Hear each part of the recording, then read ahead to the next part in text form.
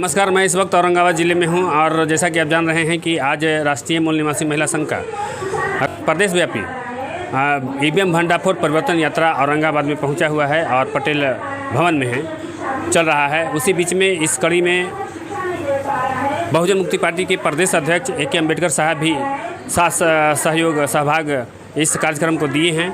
तो हमारे साथ में इस वक्त बात करने के लिए हैं, समय देने के लिए हैं और हम इनसे जानेंगे यूपी में प्रयागराज में जो घटना हुआ है, जो लाइव मर्डर अतीत का हुआ है, उसको आप कैसे देखते हैं और इस पर क्या कहते हैं। तो सर, हमारे चैनल पर स्वागत है। धन्यवाद जी। जिस तरह से सर अतीत का जो लाइव मर्डर हुआ है और सभी के निगरानी में, पुलिस की निगरानी में, मीडिया की निगरानी में, उसे सर आप कैसे देखते हैं?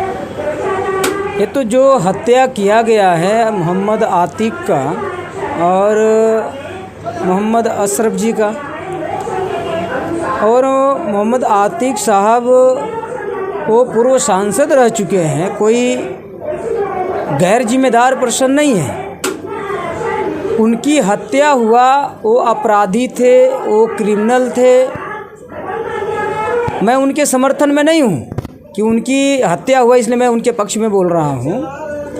मैं अपराधियों के पक्ष में कभी नहीं हूँ और न कभी रहूँगा, और न हमारी पार्टी जो बहुजन मुक्ति पार्टी है, हम तो अपराध मुक्त, भ्रष्टाचार मुक्त और अपराधी मुक्त ही हम देश का निर्माण करना चाहते हैं। क्योंकि हमारी जो पार्टी का सिद्धांत है, विचारधारा है, और पार्टी का सिद्धांत विचारधारा वो भारतीय संविधान के आधार पर चल रही है।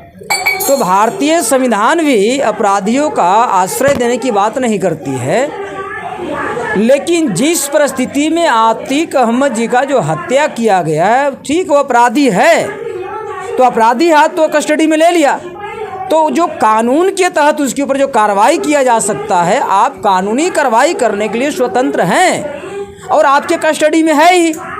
लेकिन पुलिस प्रशासन के कस्टडी में होने के बावजूद भी भारतीय संविधान को ताक पर रखकर, कानून को ताक पर रखकर जो प्लान बनाकर, योजना बनाकर आरएसएस द्वारा संचालित सरकार, भारतीय जनता पार्टी की सरकार ने जिस प्रकार से हत्या किया है, वो हत्या ये बहुत ही शर्मसार और निंदनीय घटना है।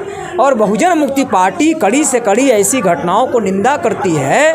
और ये भ्रष्ट पुलिस प्रशासन को भी ने कड़ी से कड़ी, उनके भी मतलब कौन शब्दों से उपयोग उनका सुशोभित किया जाए हमें पता नहीं चल रहा है। ऐसी घिनौना कार्य जो पुलिस प्रशासन ने किया है, जैसे खबरों के मुताबिक जो खबरें हम लोग को सुनने के मिला, देखने के लिए मिला कि जो मर्डर करने वाले हैं 18 साल का, 22 साल का, उसमें एक तिवारी नाम का भी लड़का है, वो पुलिस के गाड़ियों में बैठकर आया और पत्रकार बनकर आया। तो पुलिस के गाड़ियों में बैठकर आ रहा है और पत्रकार बनकर बैठकर आ रहा है। इसका इससे सिद्ध होता है कि पुलिस प्रशासन और सरकार ने प्लान बनाकर पुलिस के गाड़ियों में गुंडों को, अपराधियों को बैठाया और उनके ऊपर पहले से मर्डर की, हत्या के, छिनैती की पहले से तीनों के ऊपर केस चल रहे हैं और तीनों आरोपित हो चुके हैं। तो ऐसे आरोपितों को पुलिस प्रशासन जानने के बावजूद भी पत्रकार बनाकर अपने गाड़ियों में बैठाकर लाया और ला करके उसका इंटरव्यू लेने की बहाने जिस प्रकार से गोलियां चलाई गई, 8 गोलियां आतिक के ऊपर और 5 गोलियां अहमद के अशरफ के ऊपर जो चलाई गई, तो ये पूरा एक घटना जैसे आप एनालिसिस करते हैं तो पता चलता है कि यह पूरा प्लान बनाकर साजिश के तहत केंद्र सरकार और प्रदेश सरकार जो भाजपा की सरकार है, योजनाबद्ध तरीके से वो मारा नहीं गया है बल्कि मरवाया गया है। अब मरवाया क्यों गया? अब मरवाने के पीछे क्या कारण है? तो भारतीय जनता पार्टी मारवाने के पीछे कारण यह हो सकता है, जहाँ तक मेरा सोच है, मुसलमानों के अंदर दहशत फैलाया जाए और मुसलमानों के अंदर दहशत फैलाकर मुसलमानों की वोट दूसरे पार्टियों में न चला जाए, क्षेत्रीय पार्टियों में ना चला जाए, बहुजन मुक्ति पार्टी में ना चला जाए और अन्य पार्टियों में ना चला जाए, तो उन मुसलमानों के अंदर दहशत फैलाकर उनका वोट जो है कांग्रेस पार्टी में पोलराइजेशन किया जाए, ध्रुवीकरण किया जाए, यह बीजेपी के एक बहुत बड़ी सोची समझी साजिश हो सकती है। और जिस प्रकार से आतिक की हत्या किया गया है और असरत की हत्या किया गया, वो हत्या उनकी हत्या नहीं हुई है, बल्कि कानून को धजिया उड़ाते हुए, संविधान को धजिया उड़ाते हुए, लोकतंत्र को धजिया उड़ाते हुए हत्या किया गया। इससे सिद्ध होता है कि देश के संविधान और लोकतंत्र को यह ताक पर रख चुके हैं, वो खतरे में डाल चुके हैं। तो संविधान और लोकतंत्र की वृहत पैमाने पर हत्या किया गया, फिर भी प्रशासन उस पर गोली नहीं चलाई।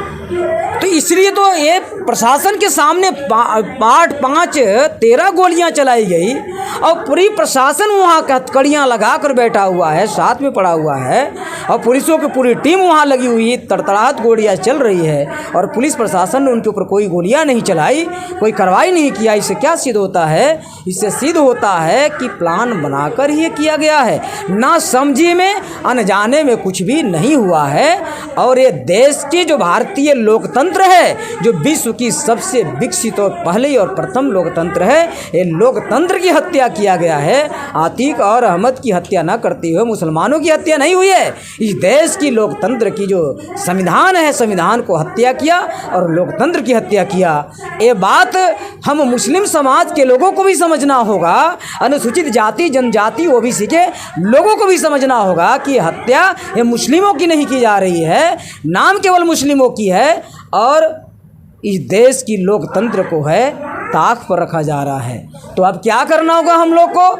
ये लोकतंत्र को बचाने के लिए, संविधान को बचाने के लिए हम लोगों को लड़ाई लड़ना होगा। और जो भारतीय जनता पार्टी के लोग मुसलमानों को हत्या करके कांग्रेस में पोलराइजेशन करवाना चाहते हैं, उस पोलराइजेशन को रोकना होगा। ये जब तक हम लोग नहीं रोकेंगे तब तक परिवर्तन होने वाला नहीं है। तो मैं SC ST OBC के समाज के लोगों से अपील करता हूं कि इस पोलराइजेशन को रोकना होगा और मैं मुस्लिम समाज के लोगों से भी अपील करता हूं कि आपको भी इस पहलू के ऊपर ध्यान रखते हुए आपको उनसे, कांग्रेसियों से दूरियां बनानी होगी।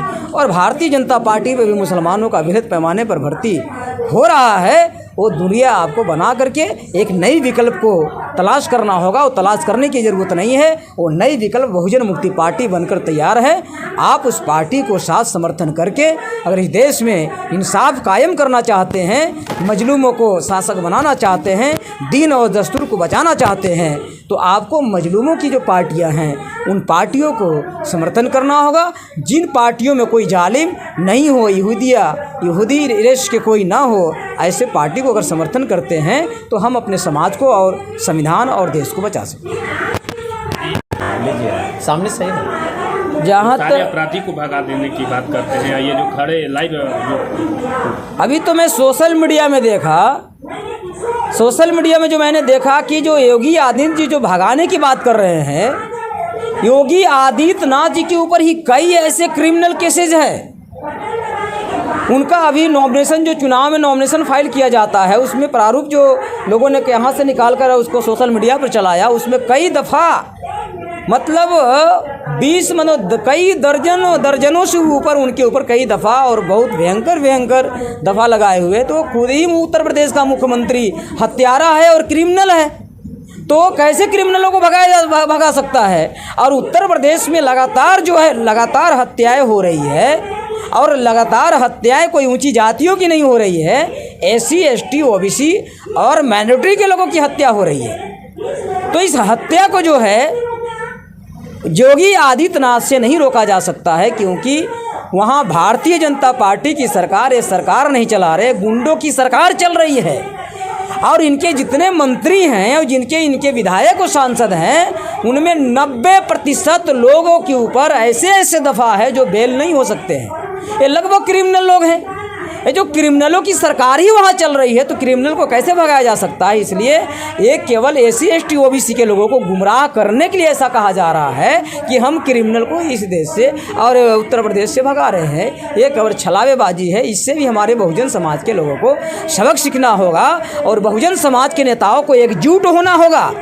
जब तक एकजुट होकर हम लड़ाई नहीं लड़ते हैं तब तक भारतीय जनता पार्टी को नहीं रोक सकते हैं। जैसे बहुजनों को दिल्ली के गद्दी से रोकने के लिए Congress, Bhajpa, communist, CPI, CPM तमाम ब्राह्मण एक हो जाते हैं, उसी प्रकार से आज वही दिन आ चुका है। अगर भारतीय जनता पार्टी को दिल्ली के गद्दी से वंचित करना है तो तमाम बहुजन समाज पार्टी के नेता हैं, उन तमाम को आगे आना होगा, चाहे तेजस्वी प्रसाद यादव जी हों, लालू प्रसाद यादव जी हों, या फिर चिराग पासवान जी हो, जीतनराम मांझी जी हो, पप्पू यादव जी हों, नीतीश कुमार जी हों, शरद पवार जी हो, विनय कटियार जी हो, या फिर शिबू सोरेन जी हो, हेमंत सोरेन जी हो, ऐसे तमाम जो बहुजन समाज के नेता अलग अलग राज्यों में हैं, तमाम लोगों की इकट्ठा होकर के एक मंच पर आकर भारतीय जनता पार्टी से लड़ाई लड़ना होगा, तभी जाकर लोकतंत्र को बचाया जा सकता है, अर्थात नहीं बच सकता है।